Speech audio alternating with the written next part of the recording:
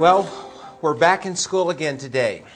So I hope all of you are thinking in terms of being a student, because in preparing this lecture, it kind of reminded me all the way back to when I was in college and wasn't sure what I was going to do. And so I had applied to medical school, but at that point in time, I didn't know if I'd get in. So I thought, well, as a backup plan, I'll become a biology teacher because I really enjoyed biology.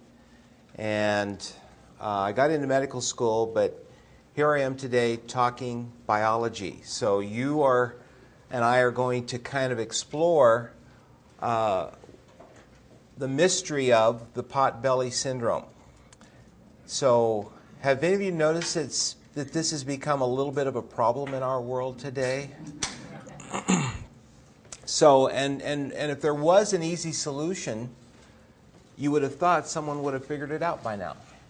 But because it seems to be so common and yet so hard to treat, I mean, I'm reminded of the story of the doctor who has a very quick visit with the patient, and just as he's leaving the room, he pokes his head back in and says, "And you need to lose about 40 pounds." And then leaves. That's no instruction or anything. Well, then the patient pokes his head out and says, "So do you." And that's really the way it is going. It doesn't matter who you are or what you know. This condition of Potbelly syndrome seems to be affecting about 70% of people.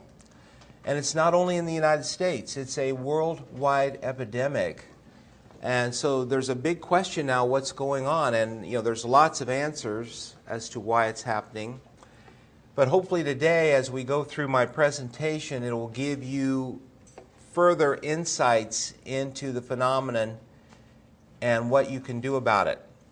So the first 30 minutes here, I'm going to kind of play teacher and kind of explain to you my model of what I believe is happening. We could spend all day talking about this topic and not exhaust it. But then at the end, I want to spend about 10, 15, maybe 20 minutes, however much time we need really, to talk about solutions. And hopefully it will be more of an interactive type presentation at that point.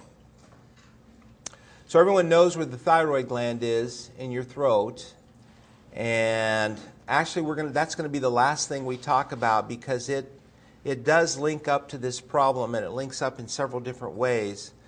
But before we talk about that, I need to talk. We'll start with the Potbelly itself. This little guy right here is very representative of what's going on, and it's also the scale. Some people don't actually have a potbelly, but it's visceral body fat. It's actually fat that is developing around the organs and in the liver.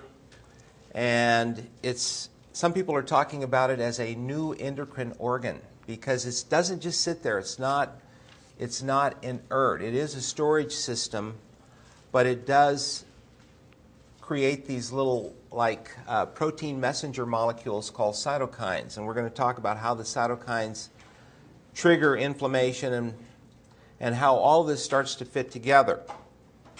This is such a complex topic. I really did not want to approach it from the left brain perspective. The left brain perspective would be to talk to you about a lot of concepts and a lot of research studies and a lot of statistics.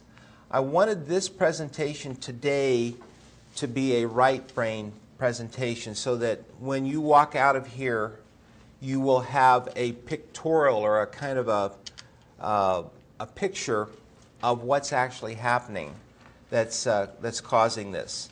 And this little book by Daniel Pink basically says, in the world we live in, this is how we all need to be thinking, because it's getting so complex and there are multiple variables at work in any given situation.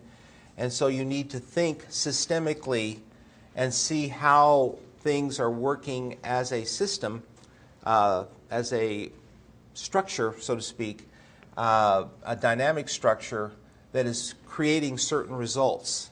And that's going to be my model today, is that the Potbelly syndrome is the result of several elements working simultaneously, locking people into a structure, so to speak, a functional structure that traps them in the obesity state, which we call the Potbelly.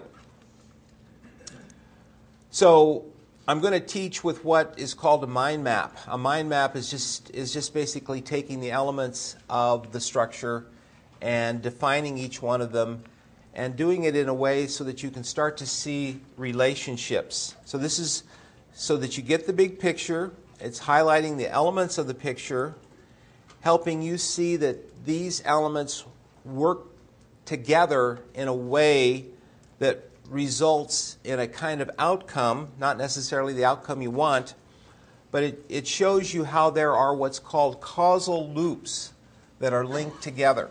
And I've just in the last 4 to 5 months been working with this idea of causal loops. You know what a feedback loop is? If we put two microphones close together and you started getting that terrible sound, as long as they're together, that sound will continue to feed back and the screeching will continue. But if you can pull them apart, then it stops. There's a lot of different feedback loops in the body itself, the endocrine system. Really, a lot of systems in the world are basically looped systems. And so we're going to show you how the Potbelly syndrome is itself a complex causal loop system. It's made up of several causal loops. So our job today is to identify these causes and then figure out ways to begin correcting the elements that make up the loop. So let's just spend just a minute here and talk about causal loops, because this to me is the kind of the breakthrough understanding that I've gained that has helped me to deal with patients that have complex illnesses, because a lot of the people we see at the Reardon Clinic, they don't have a simple disease. They have a complex syndrome or a complex series of looped links that are keeping them ill. So a causal loop is a linked chain of causes that interact in such a manner that supports the persistence of their ongoing existence. So probably this should begin to sound like a lot of modern diseases like fibromyalgia. Diabetes itself is a kind of causal loop. And it has to do not only with what's going on genetically within the body, but it has to do with our environment, stress, cultural ways of eating, financial factors. Just about everything can start to loop together to get you stuck in one of these causal loops. Every chronic illness is a locked loop causal chain linking two or more biological dysfunctions into a self-reinforcing pattern. And you know, when I talk to people who have Potbelly or who are struggling with their weight, they'll say, "Doctor, I've tried everything. I've tried this diet and that seems to make it, I mean, I can lose weight, but it comes back. I've been put on Thyroid and that may help a little bit, but it doesn't seem to quite do the job. I've taken various supplements or diet pills, and it's like a monster. It won't let go of me." So discovering and correcting the core elements of a patient's causal loop is key to breaking the driving pattern of the illness. So we have to identify the elements and figure out what is it that we can do to correct them. And you have to correct several of them. You can't just correct one thing. You can correct one thing and it kind of makes things a little better. If you correct two things, it's better yet. Most of the research on these causal loops says that you have to correct at least 3 elements before you can start to see really significant improvement. This is our project for today, students, is to understand this very complex series of causal loops. But we're not going to try to understand it all at once. You know, the human brain, even the right brain, has to take and isolate each one of these elements. But there is a kind of strange logic to this, and we will go through it element by element and just kind of build it. We'll build it as a chain, and it has its own kind of logic. So we're going to take away everything that's up there except for the problem, which is we're going to identify the core problem as potbelly. Because really that's what's the visible manifestation. It's the tip of the iceberg. The rest of the iceberg is this very complex series of causal loops. But potbelly is the thing that upsets people the most, that they feel so helpless to deal with. You know, you can do so many crunches and you can do all this and you can do all this heavy-duty exercising, and for some reason it'll help a little bit, but in many people it just doesn't seem to solve the problem. So hopefully today we can begin to understand the various elements that are giving rise to this condition that we're just going to call potbelly. So this is our little guy with his potbelly. And actually, if you want to read more about this, this would be the book for the class today. It's called The Potbelly Syndrome, How Common Germs Cause Obesity, Diabetes, and Heart Disease, by Russell Ferris and Dr. Marin.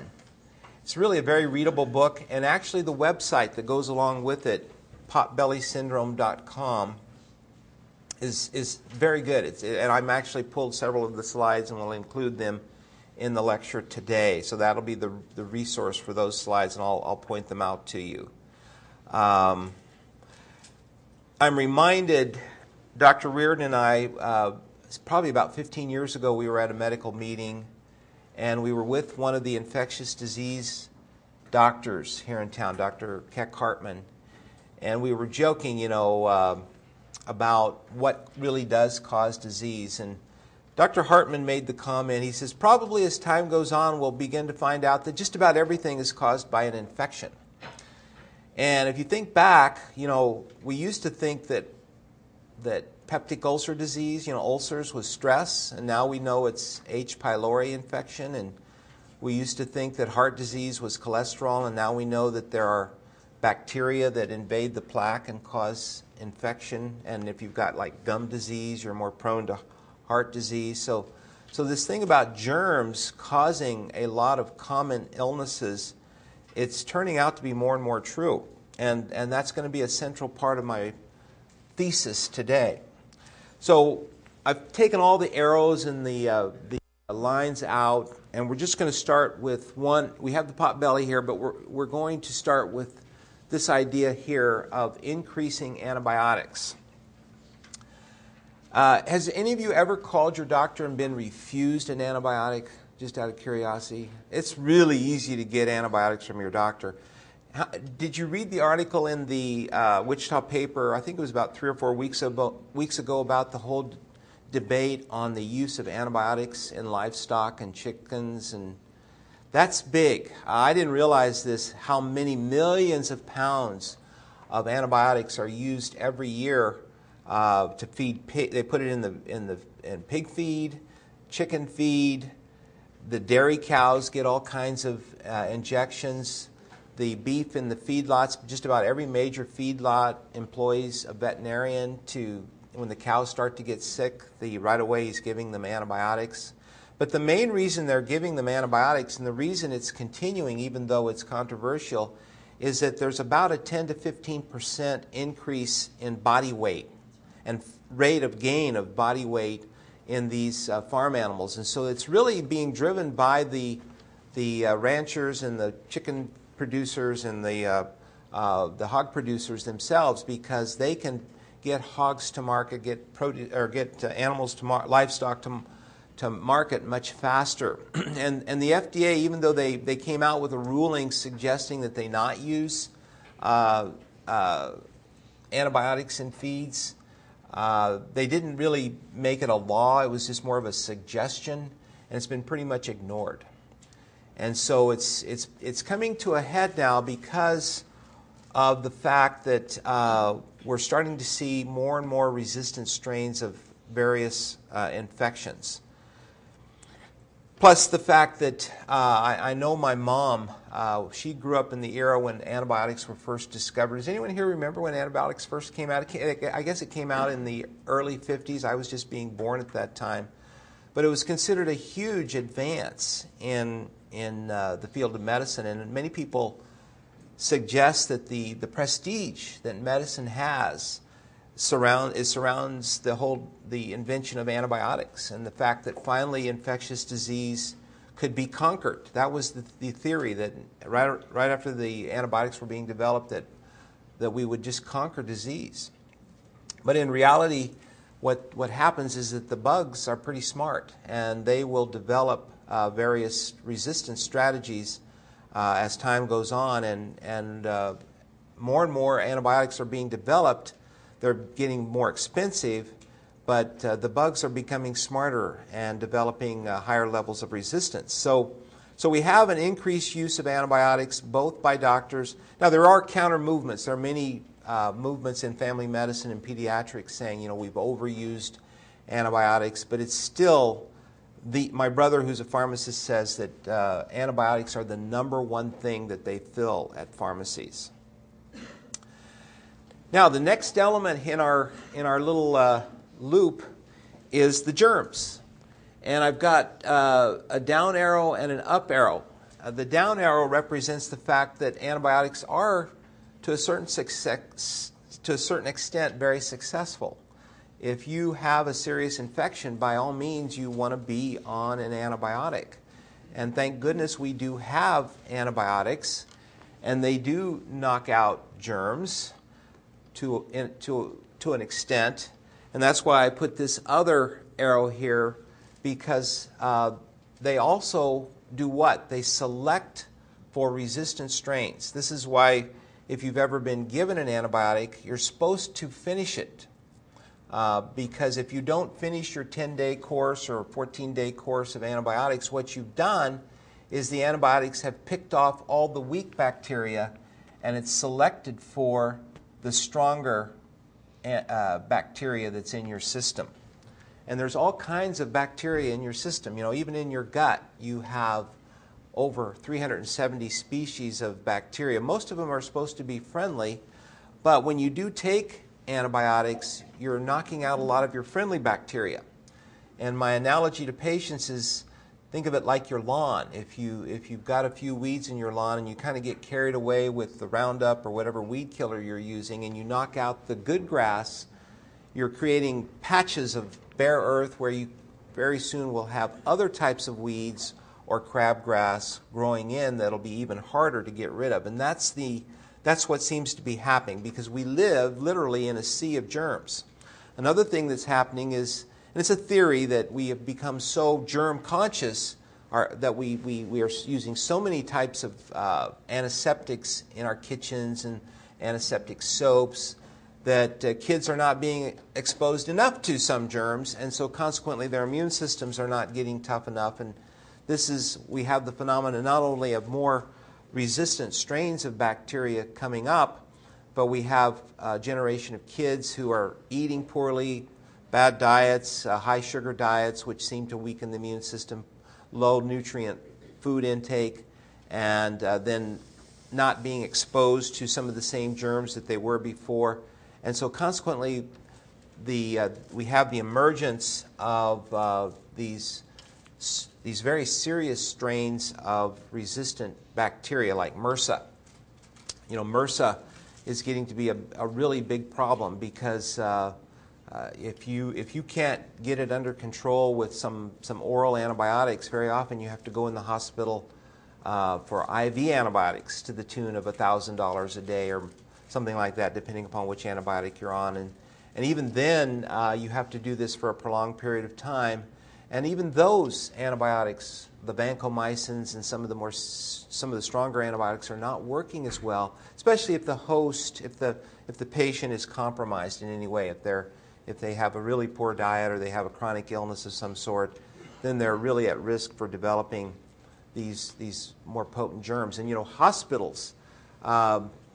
Our son, who's a third-year medical student, we were talking about MRSA, and he basically said, "Dad, the doctors there really believe that anyone who works in the hospital has got the MRSA on their system. So it's just not limited to hospitals anymore. But when you go into a hospital, they really are trying to do a lot of hand washing and whatnot in order to prevent the spread of these antibiotic-resistant germs, which are becoming more and more common. So that then is giving rise to an increased rate of infections, which are then feeding back into a greater need for antibiotics, and the germs are becoming more resistant. So here we have a causal loop that's occurring very often in our culture, and then throw in the livestock antibiotic exposure that most people inadvertently are exposing themselves to. And we have a situation where people are kind of sickly in many ways, and they can be not all the way with a fever in bed, but just feel tired a lot and maybe night sweats and just low-grade chronic infections or serial infections, chronic sinusitis. Some people have the cough that won't go away for several months. You can get various infections of the gut, recurrent urinary tract infections, various skin infections. So this is a serious problem. But what does it have to do with Potbelly? This is just illustrations of one of the germs that has come about because of this loop, and it's called Chlamydophila pneumoniae. And chlamydia was the old name of it. The new name is Chlamydophila pneumoniae because it starts out as pneumonia. But what it does, these bacteria are actually invading your white blood cells. They're invading the immune system of your body, and the white blood cells are spreading them throughout the body. And I'm very suspicious that this is at the root of many of the coughing diseases that people get that they can't seem to get over, that last for a month or 2 months or for quite a long period of time. And this is the example of how it kind of gets into the immune cells and goes throughout the body and is released to various organ systems within the body. And this you can't see this very well, but it just shows us that there are increasing numbers of this showing up in the serology tests, the mycoplasma, the chlamydophila, some of the other types of germs. The interesting thing about this is that some of the doctors, some of the websites that I've been to say that these germs like mycoplasma, H. pylori, chlamydophila, at one time were not really thought to be all that bad. They were more like commonplace germs. And they're now being defined. There's like 3 types of germs. There's germs that are very innocuous that we're all exposed to. We get them in our hands, but they don't really make us sick. Then there's the germs that are very serious that you could die from, and you have to go in the hospital for very heavy-duty antibiotics. These are called the middle path germs. They're not strong enough to kill us, but they can infect us, and they just kind of hang around. And there are some viruses like that too, the Epstein-Barr virus, the cytomegalovirus. But then the bacteria would be the mycoplasma, the chlamydophila, the H. pylori, which can get into your intestinal tract, the C. difficile. There's a bunch of them that can infect the gastrointestinal tract and just set you up for low-grade infections. And then there are others that are postulated, the cell wall deficient bacteria, that they're very hard to diagnose, but one of the theories of chronic fatigue syndrome is that you have one of these middle path bacteria, or maybe several of them. Lyme disease is an example of that, where people have a low-grade infection, not enough to get outwardly sick, but enough to just feel sickly a lot of the time. And these chronic infections elicit a response in the body called inflammation. And the inflammatory system, if you've ever been to any of my lectures on inflammation, it's the sentinel that guards us. Thank God we have a good inflammation system, because the inflammation system is what throws our protective mechanisms into high gear.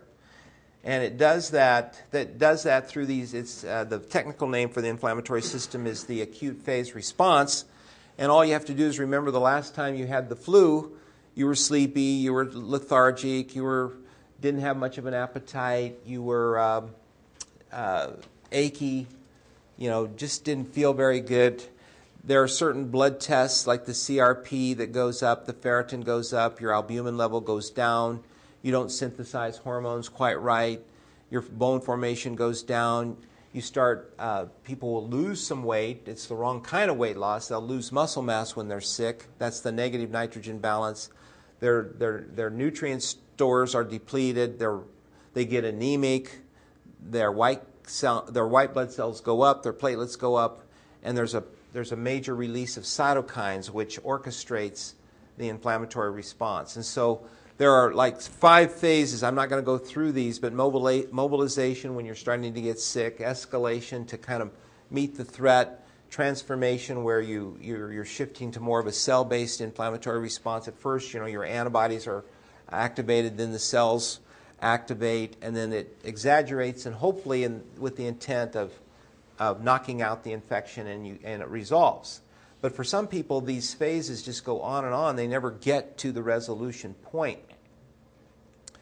And so these are these 3 paths that I was talking about. The inflammatory response, your immune system eradicates the germ and you get well. The second path is the immune system can kill most of the germs, but not all, and you develop a chronic infection. And the third path is if your immune system cannot kill the germ, you will die unless you get medical attention. So what we're talking about here that seems to be on the rise are these middle path germs.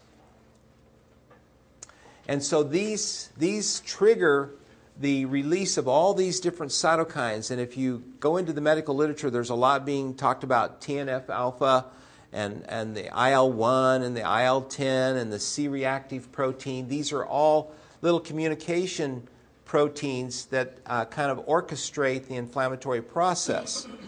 But if you have an overabundance of the inflammatory cytokines, the pro-inflammatory cytokines, you're going to stay in an inflammatory state. And a lot of times this is what looks like the autoimmune diseases. Autoimmune diseases are people who have an over-signaling of the immune system, and their inflammation is just going and going and going, and they have all of those symptoms of they feel tired, they feel lethargic, their appetite's off, they just feel sickly, and that's due to the cytokines. And so I won't go to this slide very much, but it basically, as a result of these inflammatory cytokines and the inflammatory system gearing up, the body recognizes that too much inflammation is a problem. Too much inflammation can hurt you. It's almost like if you have a disturbance, instead of just sending in a few patrol cars, the National Guard arrives and just starts shooting people. This is an overreaction of the inflammatory system in an effort to try to get rid of the problem. But it can itself create problems. So the body tries to counter-regulate that by making more of this stuff called cortisol. Cortisol is a hormone that your adrenal gland makes, and it's anti-inflammatory. This is actually, a lot of times if you go to the doctor and you've got a bad infection, not only will he give you an antibiotic, he'll give you a round of prednisone or a shot of prednisone in an effort to kind of cool down your inflammatory response, because it's almost like more than what you can handle. And so in a sense, this cortisol is triggered by the cytokines. So cortisol, in a sense, is a good thing. But if you have a chronic infection, a middle path germ or 2 or 3 that's in your body, it's going to just keep triggering more and more cortisol to try to tone down the inflammation. So you see how this loops back up here. This is a chain going down here, but the cortisol is a kind of a feedback loop to try to keep the inflammation under a little better control. But I don't know, how many of you have seen someone who's been on cortisone for a long period of time? It's called Cushing's disease. It's a kind of a cushingoid appearance. And how do they look? Well, they got a belly. They've got a belly fat. Let's go a little bit. Okay, before I get into that, let's talk a little bit about this delicate balance. So this is the way of showing how the acute phase response, which is the inflammatory response, is like a gorilla. It's there to protect you, but you get poor appetite, poor fat storage, weight loss, low blood pressure, low cholesterol. Your body goes into a kind of a catabolic state. You're losing a bunch of your resources. So what cortisol does is it increases your appetite. You store fat. You gain the weight back. Your blood pressure goes up. Your cholesterol goes up. But because it's inhibiting the inflammatory system, you're not going to kill the germs as well. And you have low body temperature. You don't sleep as well. Anyone that's had prednisone, you know that the day you get that big dose of prednisone, you just have a hard time sleeping, and you go into a kind of a numbness state. So cortisone is supposed to be a good thing, but when I put this together, I said, even the little dove got the potbelly here. So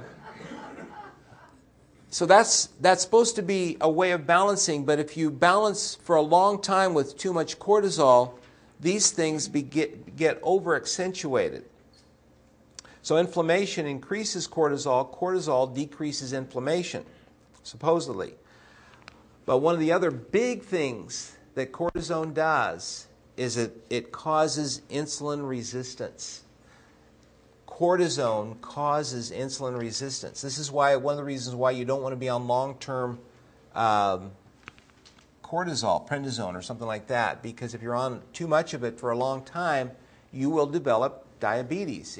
What it does is that the receptors on your cells that normally respond to insulin, they downregulate. That's what we call insulin resistance. These receptors don't respond to the insulin, so your body starts making more insulin. And insulin itself is a fat storage hormone. So now we've got cortisol and insulin working on you as a result of having maybe a chronic germ or two in your body. And your blood sugar starts to go out of whack. You get hungry when you have more insulin on board. You're more inflamed when you have insulin on board.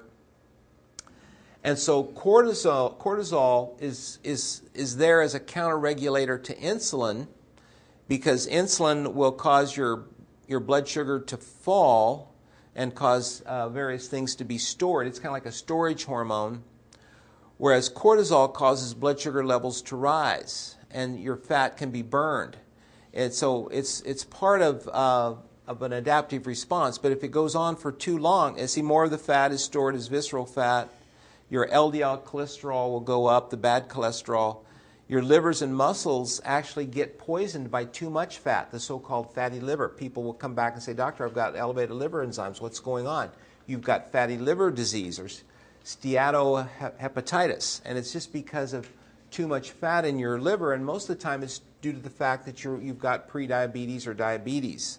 And we're seeing this in babies and kids now, elevated liver enzymes, because they're getting too much sugar. And then the result is the fat builds up in their organs. So long-term exposure to even subtle cortisol excess sets the stage for this insulin resistance. And so when I give my talks on diabetes and prediabetes, I'm always talking about insulin resistance.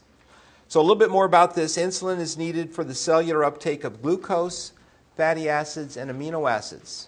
And by the way, if you have insulin resistance, not only are you having trouble taking up glucose, you're having trouble taking up amino acids, which means that over time, you're going to lose muscle mass.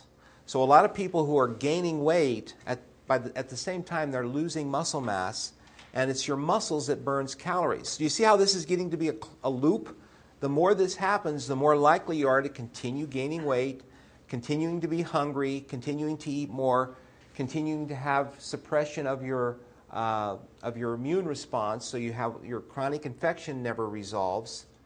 And so all of these things are just ganging up on you. Liver, muscle, fat cells use insulin for long-term storage of energy as glycogen and fat. That's why insulin is a good thing. Cortisol slows the movement of insulin into the insulin-dependent cells, resulting in higher blood glucose levels. And then what is the survival of this? This is an interesting slide. What are the vital insulin-independent cells? Well, that's your brain, which you need if you're in a survival situation. You need oxygen delivery, your red blood cells. You need your kidney your kidneys working, and you need immune and wound repair cells. So insulin resistance is the body's attempt to preserve functioning in these very important life-sustaining cells. They do not need the insulin, so insulin resistance kind of helps them. These cells depend upon the minute-to-minute availability of glucose for energy production. So you could almost say that the Potbelly syndrome is someone who's in a constant state of stress. The body thinks that it's being threatened at all times, and so it's a kind of sustained fight or flight response, and so the glucose levels run higher. So from a new evolutionary perspective, cortisol-induced insulin resistance was meant to serve as a short-term survival tactic in order to maintain the vital functions of the insulin-dependent cells until the danger passed. But in our culture, we have threats that are not really to our life, but to our psychological well-being or to our financial well-being. And so people can live in high-stress states for long periods of time. And so this slide gets into a lot of detail that I won't go into, but it's just basically insulin resistance actually sets the stage for the metabolic syndrome. And so that's what I'm going to get into next. That's the next loop here, is the metabolic syndrome. The metabolic syndrome is syndrome X, and that's why I have a big X here. And it's due to insulin resistance. It's high blood pressure. It's central obesity, the weight gain in the visceral fat area. It's your cholesterol and lipids going up, and it's your blood sugar going up. So those are the four elements of the metabolic syndrome. And unfortunately, when you go to the doctor nowadays, the doctor really this is not thought about. This is the this is the part of the iceberg that's under the surface of the water. It's not, you don't really see this. You have to do special tests to detect it. What the doctor sees is that, by golly, you've got high blood pressure, you've gained weight, your blood sugar's running a little bit high, and you've got some hypertension, I mentioned high blood pressure, and then the high cholesterol. So, okay, I can give you a prescription for the Lipitor to get your cholesterol down. I can give you a prescription for metformin to get your blood sugar down. I can give you an antihypertensive to get the blood pressure down, the metformin to get your blood sugar down. Oh gosh, I don't have a really good weight loss pill. We'll just can't do anything about that. Go see your dietitian or go exercise more. And that's basically what people are being told these days.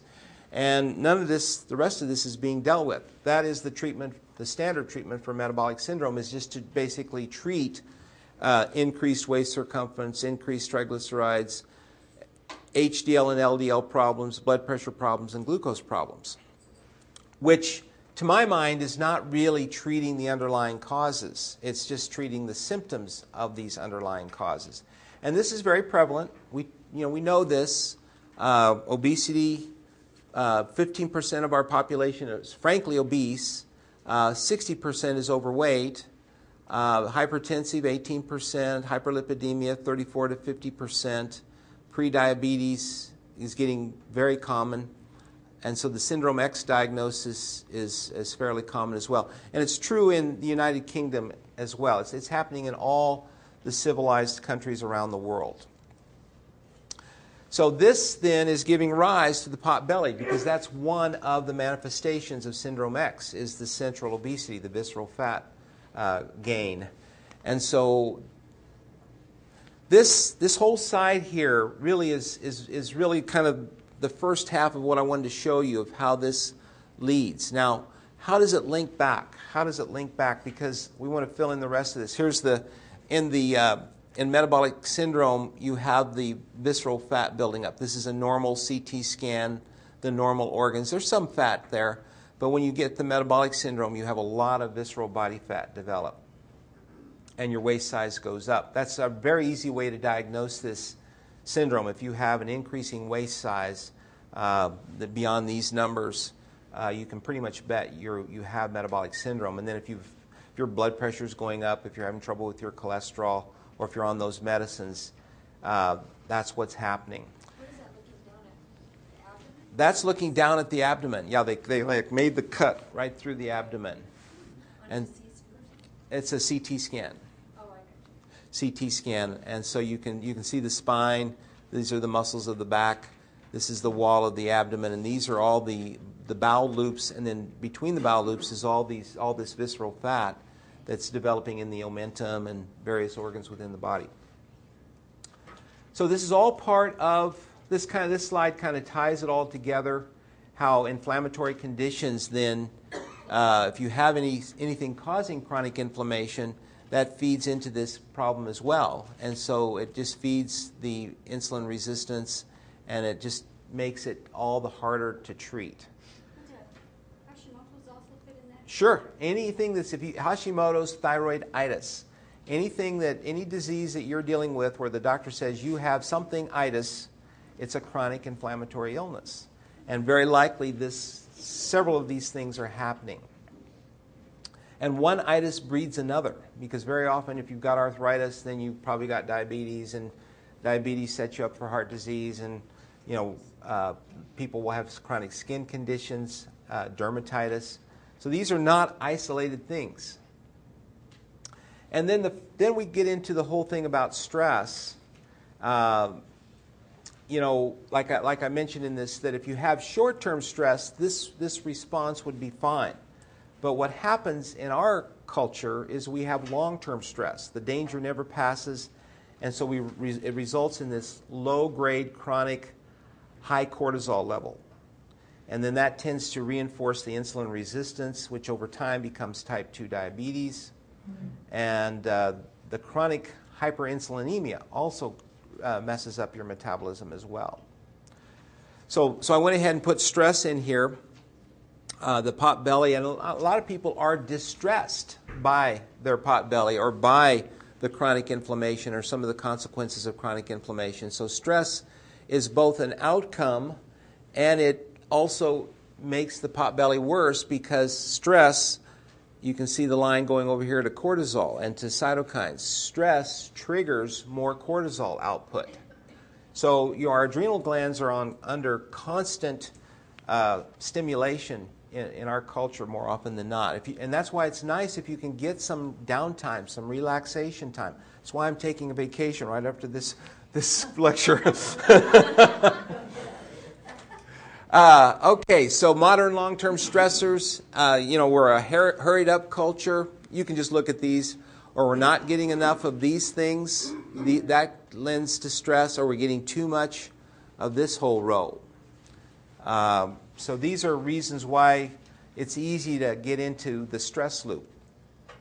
And stress kind of, again, it feeds these pathways. When you have high cortisol level, it makes you really hungry for carbohydrates. If you've ever been on prednisone, you get really hungry for carbs. And so people who are in this Potbelly syndrome really want to go for the carbs. And so stress is a major factor, and then I've added toxins right here. Toxins are endocrine disruptors, and I give a whole lecture on toxins, and it's one of those things you can't really see toxins, but if there's been a number of different measurements done. There was one done on a group of 10 babies where they took cord blood and measured for over 250 chemical toxins, and most of the babies had around 180 to 200 on the average that they got from their mother. They weren't even in the environment, but they got it through the mother's exposure. Endocrine disruptors include preservatives, pesticides, plastics, pharmaceuticals are a kind of endocrine disruptor. Heavy metals, you can get the mercury in your fillings can leach out. There's metals in food. There's cadmium in cigarette smoke and in automobile exhaust. Hormones, genetic modifiers. There's plastics, the bisphenol A. There's PCBs, which are they're basically used in grain elevators to prevent rodents, but then they feed that grain to the animals, and so the animals build up PCBs. DDT, which is outlawed here in this country, but we import a lot of our our produce from countries that have not outlawed DDT, so we are not free from that. The phthalates are in the water bottles, dioxin, the heavy metals. This is kind of interesting. This over on the right-hand slide is a lot of the diseases, common diseases, are really due to toxins. Alcoholism is obviously, the toxin is alcohol. There's a toxin called adrenochrome that can cause schizophrenia. Parkinson's, they think now, is due to pesticide buildup. Narcotics is a kind of toxin in a pain addiction syndrome. The hepatic steatosis, the fat buildup in the liver, fructose, diabetes, processed sugars, obesity, non-whole foods, food sensitivities are due to undigested amino acids. PCOS, polycystic ovary syndrome, too much testosterone because your liver's not breaking it down properly. Celiac disease is gluten sensitivity, and then that's that book, The Wheat Belly. That may be a factor. Autism, we don't know. It's probably a multifactorial thing, but mercury is certainly a suspicion. So these toxins, now we finally get to the thyroid. We get to the thyroid, and I'm going to introduce a term to all of you called 5' deiodinase, which is on the chart here. And we'll get to that. Let me just show you what your doctor normally sees and thinks about when you go to have your thyroid tested. Because a lot of people who have this syndrome, they're tired, they're wore out, they've got a lot of symptoms of low thyroid, but when they go into the doctor to get tested, he runs a TSH level and comes back normal. So he says, I guess it must not be your thyroid. And so the TSH is really a regulator hormone from your brain to your thyroid gland, which is the factory that makes the thyroid hormone, which is called T4 because there's 4 iodines. So they call it T4. And this is what Synthroid is. If you're low, he'll give you Synthroid. And that's mostly what doctors think about is what I call the glandular regulation system of the thyroid. But a lot of the patients I see, this is not an unusual patient for me, is when I ask them to fill out this form just to check the things that they have going on in their health system. Now this person checked a lot of them, but I'll say very typically people will check over half of them. There's about 60 symptoms on this list. These are all the symptoms of low thyroid. Very common symptoms. And yet they said, well, I've been to the doctor and I tested okay. Well, there's another part of the thyroid system that the doctor really doesn't think about called the peripheral regulation of the thyroid metabolic system. And this is where the T4 is converted by this 5' deiodinase to T3. So this iodine right here is removed by this enzyme, and now you have just 3 iodines, and they call it T3. T3 is about 4 times the metabolic power of T4.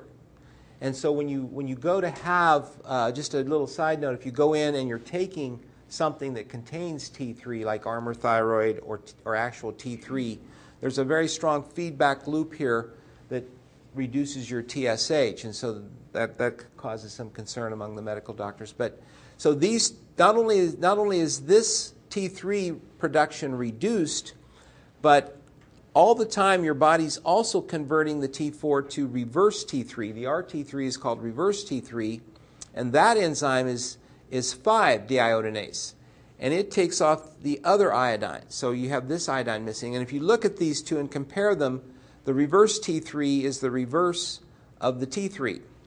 The big difference is at the cellular level, this key is a blank key. It'll fit into receptor sites, but it won't really do anything.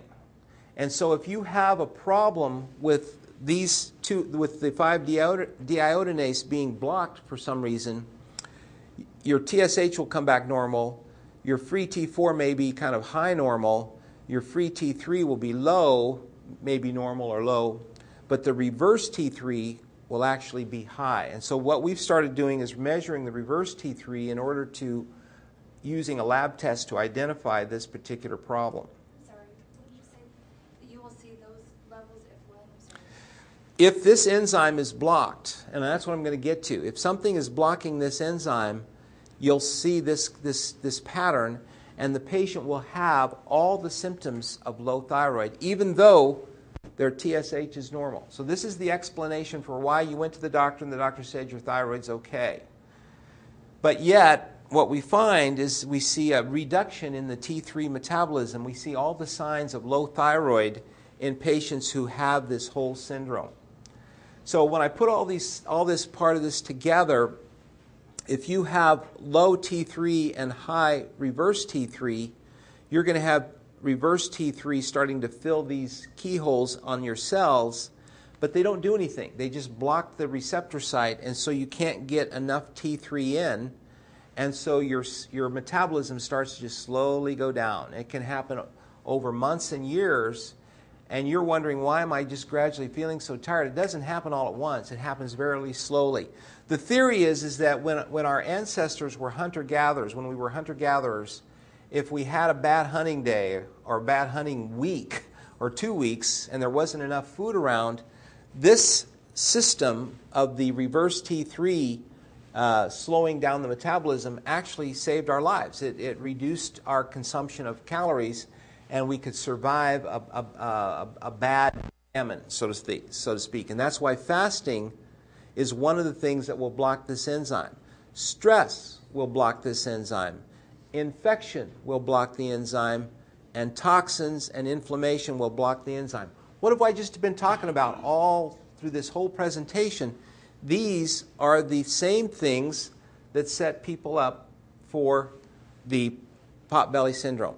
All these things over here are made worse by low T3, which is caused by blocked 5-deiodinase, which is caused by toxins, stress, infection, inflammation, and then fasting.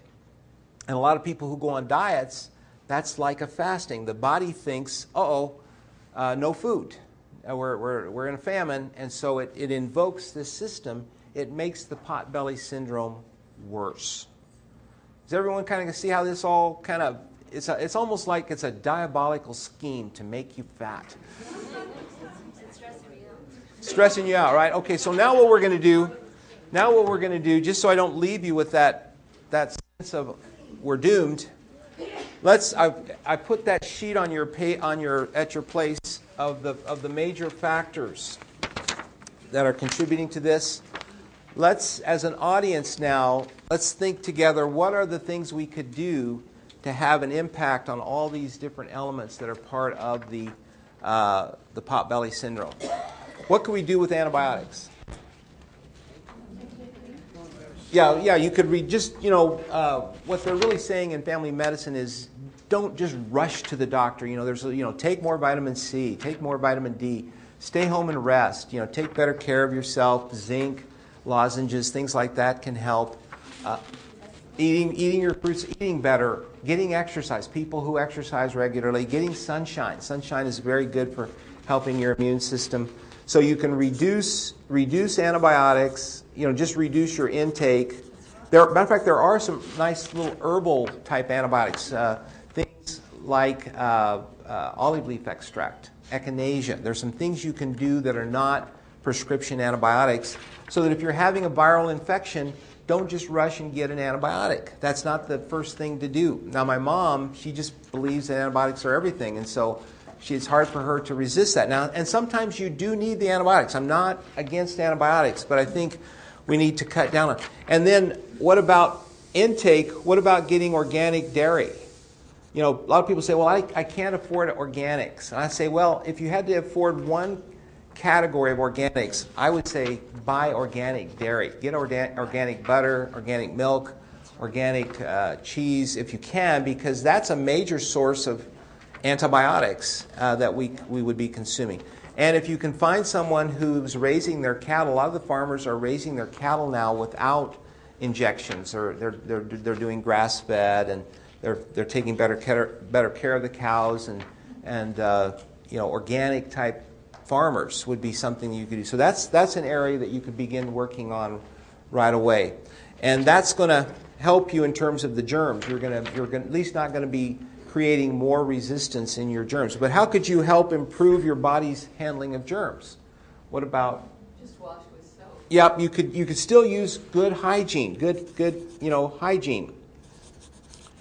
Good hygiene. And then I was thinking of, what about probiotics? Have you all heard that you can use either eating more yogurt or drinking kefir, or taking probiotic capsules is a way to kind of make your gut flora have less of these more toxic germs in them.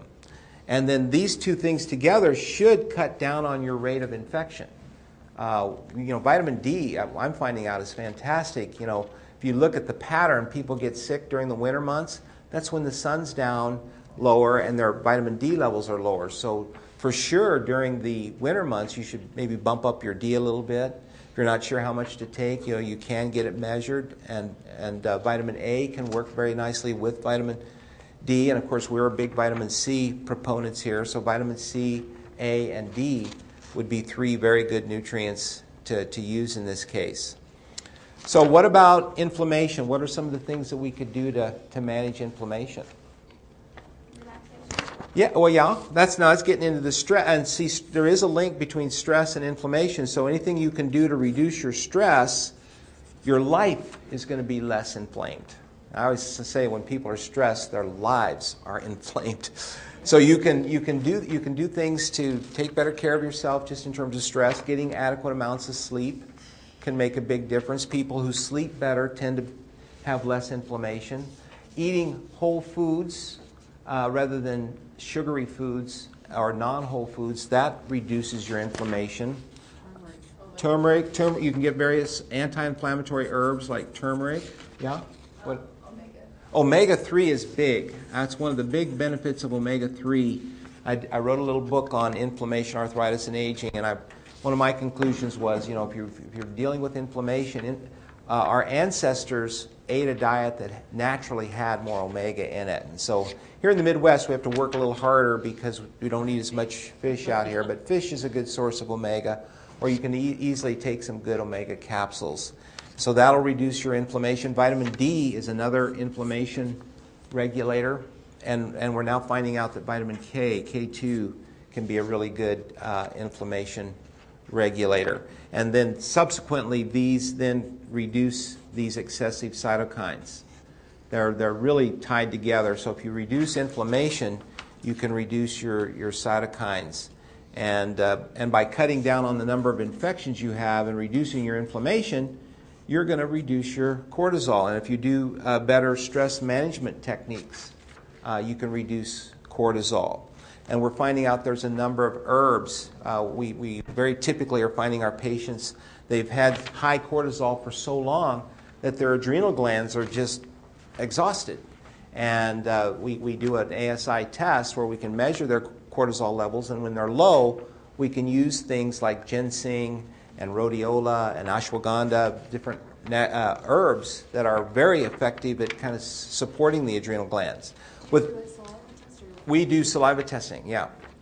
And then what I found works very well for the adrenal glands is vitamin C. We find that vitamin C can be very effective. By the way, we do have a really good new treatment here for infection called UBI, the ultraviolet blood irradiation, where we take a little bit of a person's blood, run it through a ultraviolet light, which kills the germs that are in the blood, and then that's reinfused back into the body. The inactivated germs act as a kind of vaccine to augment their own immune response against whatever infections they're carrying. See, cortisol. Exercise. And you have to be a little bit careful. Some people exercise so hard in an effort to lose weight that they actually increase their cortisol, and the net result is they can't seem to lose the weight, or they'll lose the weight, but then they're so hungry after they're exercising that they go and gain it right back after exercising. The insulin resistance, again, these are all trickle-down things. If you take care of all these things up here, your insulin resistance is going to start to go away. I was going to say one other thing about exercise. There's a new form of exercise. It's not new, but it's called Peak 8, where you do 30 seconds of intense exercise followed by 90 seconds of real slow exercise, and do that in rounds. And what they found there is that it increases the number of mitochondria in your muscle cells. And so you'll burn calories better without necessarily stressing yourself out more. And so Peak 8 is a very good form, and that actually would help you reduce your insulin resistance. Did you say Peak 8? Yes, you can go online and type in the words in Google Peak 8, and there's a lot of new research that it helps balance hormones. It can help you lose weight a little faster than the regular types of exercise. It increases mitochondria in your muscle cells. Yeah, because that's what happens to a lot of people. They go on a diet because they really don't like the Potbelly syndrome. They have a hard time losing the weight, but what they're actually doing is losing a lot of their muscle mass. And muscle is what burns calories. So even though you've lost weight, it's going to tend to come back unless you just really keep starving yourself. Which, if you starve yourself, that blocks this 5-deiodinase, and so then your T3 production goes down, and so then you start to feel lethargic and tired, and so it's. Do you see how the whole concept of causal loops is really the key concept here? That if you can identify something that you're doing that's keeping you trapped in a loop, you need to help yourself get out of it. I was going to tell you, we use iodine here in very careful dosages, which is a way of detoxifying the system, and that reduces some of the toxins. We do chelation here. We help people develop strategies like saunas that can help you to detoxify. Using more organic foods can make a big difference. In general, just taking charge of your life is a way of reducing stress. Just the whole notion that, hey, I've got to kind of do this a little bit at a time. Like, I'm not going to be able to implement all these things at once. But I think what you have to see is that this is a complex situation, and this is why no one has invented a pill yet. I know the drug companies are furiously looking for the pill that will get you to lose weight without totally wrecking yourself, because most of the weight loss pills have not been shown to be very healthy and probably are not a good idea. So, and most of the things that when you feel bad because of all this, the antidepressants and some of the medicines that are used to control emotions, they actually make insulin resistance worse. So be very careful about which medicines you're choosing in terms of how you're managing the consequences of this particular syndrome. So I've hit you with a lot of information, but I tried to give it to you in a way that you could kind of see how this all fits together. And that you can start to work on different elements of this and put together a game plan for yourself that will help you eventually to get the gut to go away. But a lot of people say, "Doctor, what can I do to get rid of my belly fat?" I say, "Have you got an hour? You know, we can go through this." But I'm glad you came today, because this does kind of paint the picture of what's really happening to people in our world. And this is why I believe that everyone asks me, well, are you for healthcare reform? Are you against health?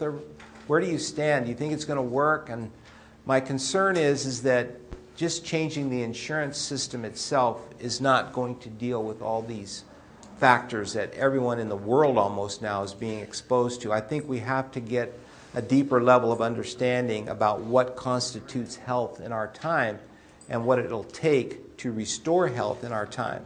And it's not a simple proposition, but yet it's doable, because every day I have patients that are working on this, because this now gives you a roadmap. Even though it's a complicated roadmap, it does give you a map that you can start to follow to help you make some advances in controlling some of these different elements in your own causal loops.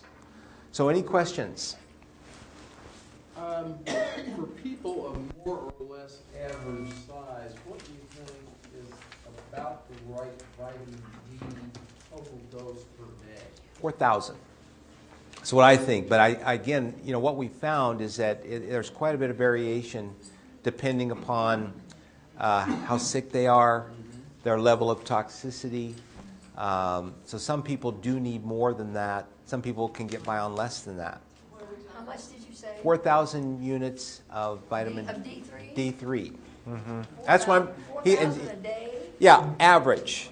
Okay. That's what I'm finding. And that's going to give you. Is that milligrams or international units? Or It's 4,000 international units.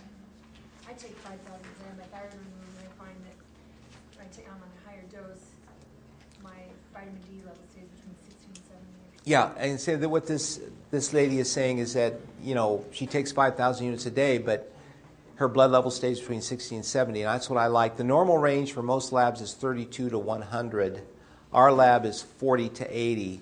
So 60 is a nice number to shoot for because that's kind of in the middle. And so you should be safe with that. That's the blood level of vitamin D. That's the blood level of vitamin D.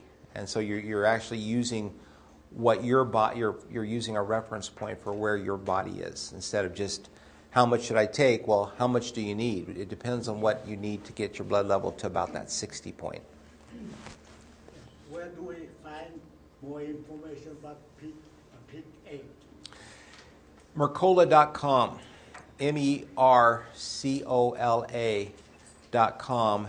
If you type in his search box, Peak 8, he has some very nice videos where he has some of the experts who did the research on Peak 8 go through all the benefits, like it enhances your growth hormone output, which can help you sleep better. It increases the number of mitochondria, like I was talking about. The thing I like about it is it basically is 16 to 20 minutes 3 times a week. So you can compress your exercise and still get more benefits. Spell his name again. MERCOLA, Mercola.com. Yes, just a second. I have a Hashimoto thyroid. Mm-hmm. Do you suggest anything else about treatment here in Thyroid? Because I take Thyroid, but Thyroid is not enough. No, the theory, one of the theories of Hashimoto's thyroiditis, remember I showed the slide on endocrine disruptors. All of your endocrine system seems to be very vulnerable to toxins, the various ones that I showed. But it's of all the endocrine glands, the thyroid seems to be the most vulnerable. That's why people have so many problems with their thyroid. But iodine, it's been found, if you use it in small doses to start with and kind of build it up gradually, the thyroid likes the iodine. It'll take it up and it'll push out a lot of those toxins. So it's a way of detoxifying the thyroid gland. And the theory is that some of Hashimoto's is caused by toxins in the gland. But you have to be careful and not move up too fast. I'd recommend doing it with a doctor. Yes, ma'am. So if you have these symptoms and you go into the doctor, very often he'll assume you're depressed because you have multiple symptoms and you're tired and nothing is really standing out as a cause. So he'll say, well, you must be depressed, and oftentimes you are because you feel so bad. But it's not the depression causing the symptoms. The symptoms, in a sense, are causing the depression. If you have a low temp, would you expect that to normalize? Not always. Rhoda Barnes and Dennis Wilson, Dr. Dennis Wilson, have both worked with the temperature as a diagnostic thing. If you've got a lot of these symptoms and your body temperature is low, that's a pretty good sign that your metabolism is down. What I've found in working with thyroid is I can get people feeling better, but I don't always get their temperature to come up right away. And it may be that I'm not dealing with enough of these components. Some people, they do normalize their temperature, but not always. You can feel better without normalizing your temperature. When are the RT3 test and the thyroid antibody tests called for? If you've got a complex illness and you're doing many different interventions that are not working, I would include it in a workup.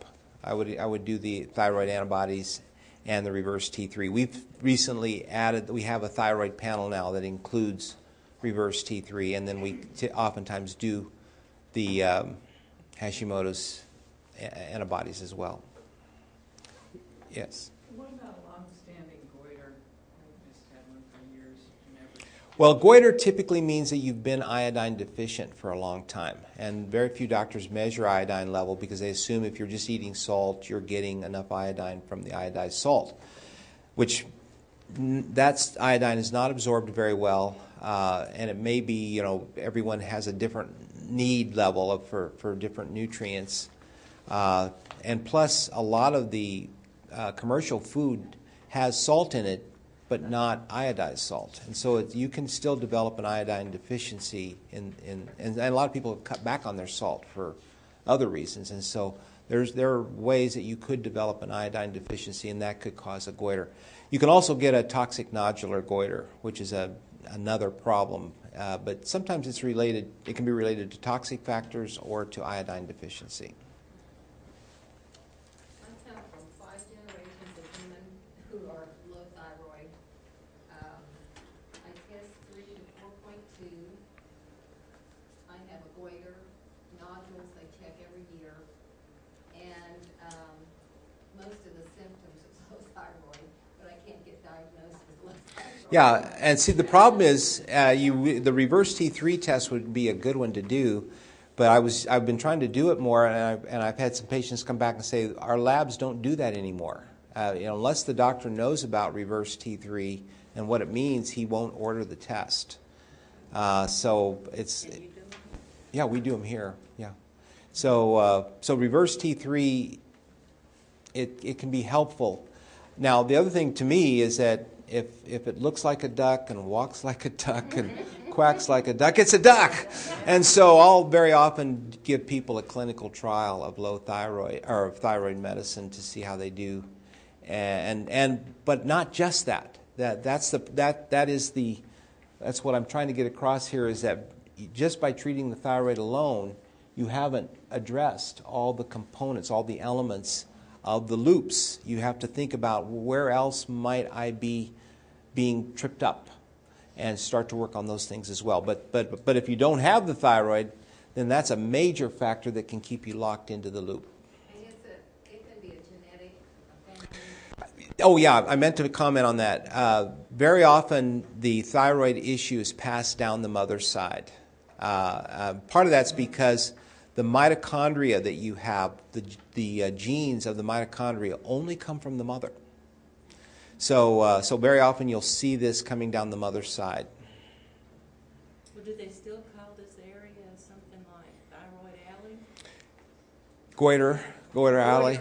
Yeah, they don't call it that because goiters have been largely eliminated by iodized salt. But I think you could call it Thyroid Alley, because I see so many people that have some degree of thyroid issue. Yeah. Meditation would be an excellent choice. If you can reduce your stress, the reason that's so important is because the body does want to heal. When you see a presentation like this, you think, oh my gosh, our bodies don't know anything. They're really very wise, but we have to take care of them, and we have to provide the environment. And with meditation, you have to take the time to stop and do meditation, but it's very, very worthwhile as a self-regulatory technique, and so I strongly do advise it. Used to teach it. You made some statement early in your lecture, and I don't remember what you tied it to, about armor thyroid and some concern. Yeah, the thing I was talking about is, and I'll go back to that real quick, it is very often people will, let's do it right here. People will start on armor thyroid, and armor thyroid is a blend of T4 and T3. And the T3 in armor thyroid is 4 times as potent as the T4. This is 1/4 the potency of this. This is so potent that the feedback loop to the TSH is very strong, and so you'll tend to see the TSH go down quite a bit when people are put on armor thyroid. And the doctor who's used to prescribing only Synthroid, he's only dealing with this loop right here. He's not aware that armor thyroid has T3 in it. The T3 thing may not mean anything to him. And so he's just thinking, you're on too much armor thyroid. And so he'll want you to either switch back to Synthroid or to lower your dose. So what I recommend is, instead of doing TSH levels if you're on armor thyroid, do fasting T3s and maybe a reverse T3 now and then to see where that's at. Is it recommended to take your thyroid supplement before blood work doesn't matter? Here at our clinic, we have the protocol that I want people to not take their thyroid that morning, because normally you take thyroid in the morning, because that gives you if you take it right after you've taken your thyroid, you're going to get a peak level, and it'll make it look like it's too high. So I do what's called a trough level, which is right before the next dose, which would be that morning. Do you recommend taking, I'm sorry, I know you have to get going. Do you recommend, because I'm on a compounded thyroid hormone, T3 and T4, do you recommend it should be taken twice a day? Because it's a T3 has T3? Some people do take their thyroid twice a day. Most people can get by with once a day, but I do have patients that need it twice a What day. if you take it 5 o'clock in the morning and then you have your blood work done about 10? Is that? I wouldn't do it that way. I mean, you're still gonna get a peak, enough of a peak that it's gonna be confusing to interpret it. Okay, I think probably we ought to stop, and I'll hang around if you have specific questions. Thank you for being good students.